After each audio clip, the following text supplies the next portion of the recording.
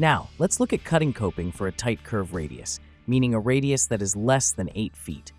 Often, the tendency is to cut the coping in the center and then cut the two sides of each piece for a total of 5 cuts. But the Unilock recommended technique saves time, reduces waste, and gives you consistent cuts and angles in just 3 cuts. Here's how to do it. Measure and mark the center point on the Unilock coping.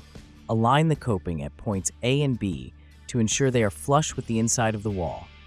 Place a level at the center mark on the coping and point it towards the center of the radius wall. Draw a line along the level. This is cut line number 1. Now for cut line number 2. On the left edge of the piece, place your level parallel to the right edge of the coping beside it. Mark your cut line. Now you're ready to cut along the center angle line. That's cut line number 1, giving you 2 pieces.